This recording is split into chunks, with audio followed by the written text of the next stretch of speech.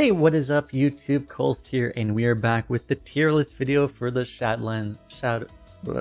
Showdown in the Badlands Mini-Set.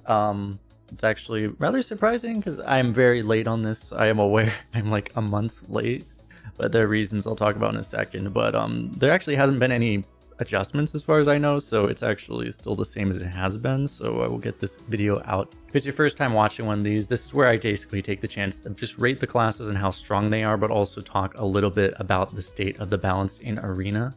But also the reason I haven't been doing this, I haven't been uploading much on YouTube recently, frankly, is just because I have not really been in a condition that I've been able to. I won't get into too much detail there, but it's not that I haven't wanted to, I just haven't been able to. And I've been prioritizing the streams just because it is content for YouTube, but also for Twitch as well, since I stream on both platforms. So it's been possible for me to do that, but not possible for me to do other stuff. So I think I'm on the other end of that, so hopefully it should change now, and there is a lot of stuff. I have a backlog of runs I need to upload and other stuff. There's all the new expansion stuff I need to also record videos for, so there's going to be a lot of content hopefully coming now. But yeah, that's the reason I haven't been able to. So, and also on there, shout out to the members of the channel, but specifically like Ben Holio being the Elite Fire Team member. With that, let's jump right into this video now. So just as a general meta overview, this is a very, very high variance meta, and almost all the top classes are Excavate classes. So it really is kind of the Excavate meta. A whole lot of variance comes from that, just whether or not people draw their 4th Excavate and stuff. And as general, the RNG of the Excavates and all that stuff. So it ends up being a lot of craziness. There's a lot of healing and lifesteal as there was last rotation, because there wasn't really that many sets changing. So it's very similar in that way. Games tend to get dragged out very long. If you have something really strong, it's going to be something you're very likely be able to utilize to actually win. So with that, let's talk about first, there's one clear best class and one clear worst class. So let's talk about those first. We'll start out with the clear worst class, and that is Demon Hunter. So Demon Hunter is very much fundamentally, they got some new cards which actually hurt them. They're fundamentally the same in that I guess they have slightly more tools, but it's just you still would really want to try to win with wolves. The problem is that they just don't get nearly as many wolves as they used to anymore. Just due to dilution from more cards, it's less likely to see wolf, and Illidari Studies generates wolf almost just slightly more than half as often. So it's like effectively you have like maybe 40% of the wolves you used to, and that was the way you win. So now you just generally don't have wolves, so you generally don't win. So Demon Hunter is not very strong right now. Next up, we have the clear best class, which will be Shaman here. Shaman, again, like, I mean, every class is very similar to what they were last meta, but the thing is that Shaman specifically got the really strong Excavates. They have probably the best Excavates of any class, the 4-mana DL8 Excavate, and also the Wind Fury Excavate, which just, Wind Fury Excavate can give you a lot of random lethals. The 4-mana Excavate is just ridiculously efficient, kills anything basically. It's basically an Assassinate unless it has Divine Shield or whatever, so it's just very, very strong. And that really puts Shaman well over the top of every other class. The one thing I will say is that I've still found it frustrating personally to play Shaman. I don't think I even have a 12 on it yet, but I haven't done that many runs. But it's like, it is frustrating playing Shaman mirrors, because you're going to just lose to whoever has the better deck in that matchup. There's a lot less you can actually do about it, I feel like.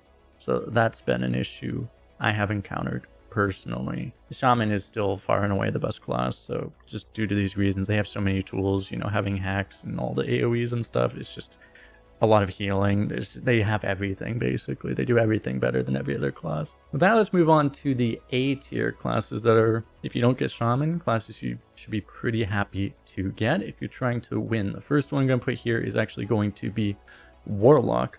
Warlock did have a nerf, I believe, to the offering rate. I forget when they did this exactly, but they had a nerf to the offering rate of Sludge on Wheels, and that hurt. Because that basically dropped Warlock out of S tier. Warlock might have been S tier as well, but you just... what happens nowadays is that you often will get like half of the Sludge combo. You'll have either the fuel but not the engine, or the engine but not the fuel. Like you'll have Sludge on Wheels but not the 7/7, or vice versa, not the Waste Remover. So it just ends up being a little bit awkward.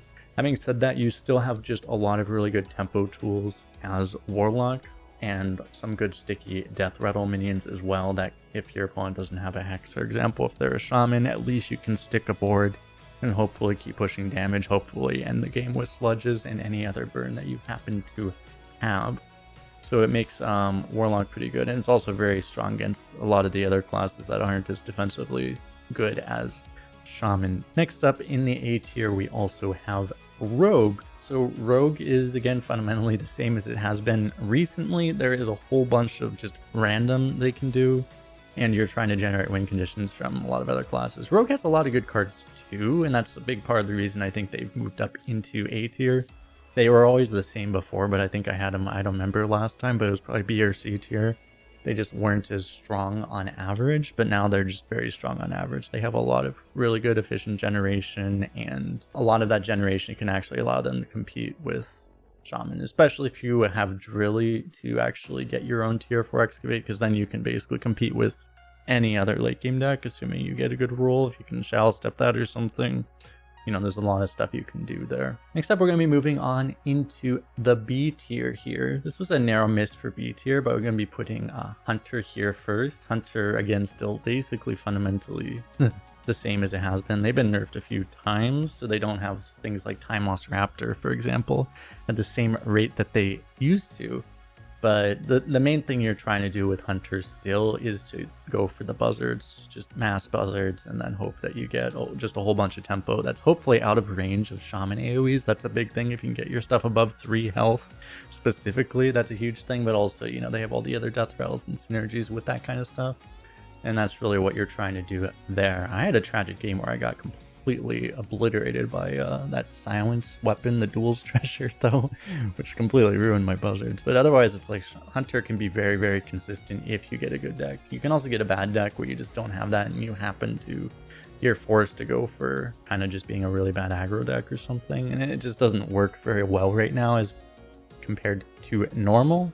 So I think that's what's really limiting it out of B tier, just the fact you don't always get all the buzzards, and, you know, the aggro strategies doesn't work as well right now. Talking about the other class where the aggro strategies doesn't work as well right now, it's also going to be Death Knight. Death Knight still, I mean, they've had a lot of nerfs as well to a lot of their offering rates of cards, but you are generally trying to go for, you should be going for Double Frost, and Double Frost is essentially an aggro deck. It's actually very similar to Hunter in that way. Your tools are slightly different, but it plays very similar to a more classical Hunter. And it works against some decks, especially if you're not against a Shaman, if you're against like a Warlock or a Rogue, for example, or another Hunter. If you can just push a lot of damage, a lot of times they won't be able to out-heal it exactly.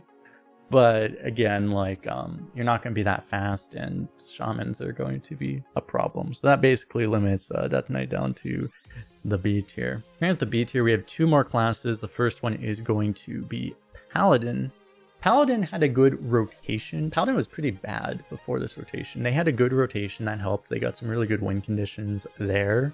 But also, they also got the new Excavate cards, so that helps Paladin as well. Let's put Paladin up into the B tier. I still don't really like playing Paladin. I had an okay one, go like 9 wins the other day. But you still feel very out of control of outcomes, because you essentially just have to do, you're trying to just do really overpowered stuff and just throw stats on board, and a lot of your cards still rely on you actually having a board. If you don't have a board, you can't use your Wind Fury Excavate card, for example. So it ends up being a little bit frustrating. There's some things like the Lifesteal Rush that can counteract that and help you survive. But yeah, it definitely doesn't feel like you have a lot of agency over the outcome there. That's pretty similar to this next class as well, which will also be rounding out the B tier, which is Warrior. Warrior, you have a lot of agency in the game at least, but the thing with Warrior is that it always has been, it's very high roll, low roll. You can get like an insane Warrior if you have some of the taunt synergy, you have a bunch of the board clears, sanitizes, that kind of stuff. Bellowing Flames, if you high roll that stuff, you become pretty much unkillable and you can survive practically anything, especially if you get the Excavates. Oftentimes you don't even really need the Excavates, but it definitely helps. But yeah, just being an unkillable Warrior is still a strategy that works. But a lot of Warriors just do not. You end up missing pieces, so it ends up not working out particularly well. So that is it for Warrior. Next up, we have the other 3 classes. I guess they're all going to be into the C tier, so I'm just going to put them all in right now, will be Mage, Druid, and Priest.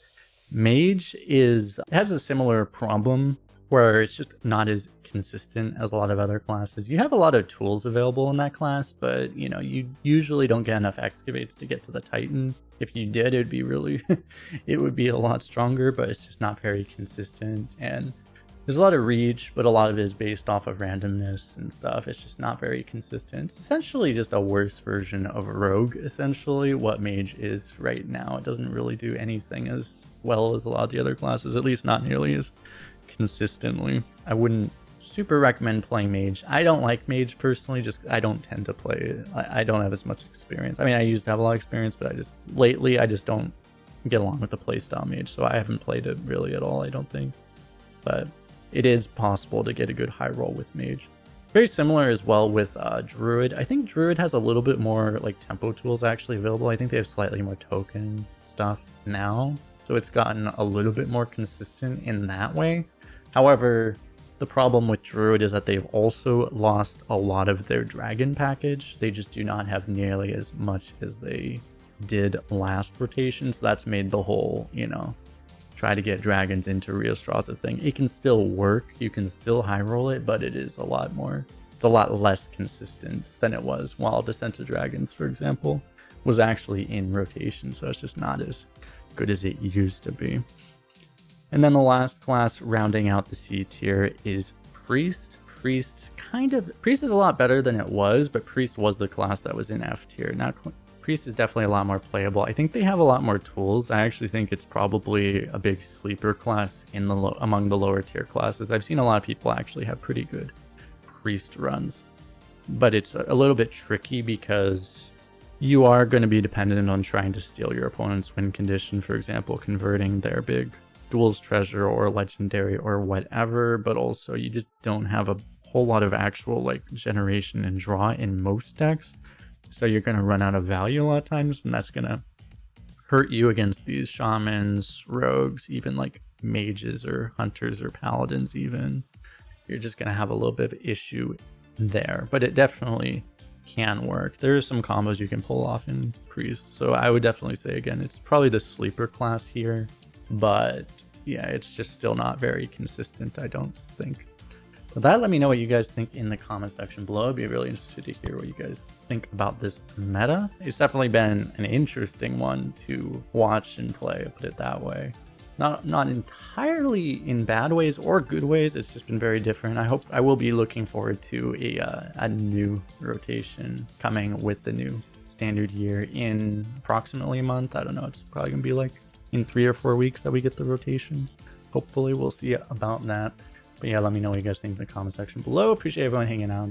Hit all the buttons, the like button, subscribe button, bell button if you haven't already. But I appreciate everyone hanging out. We'll see you guys in the next one. Bye-bye.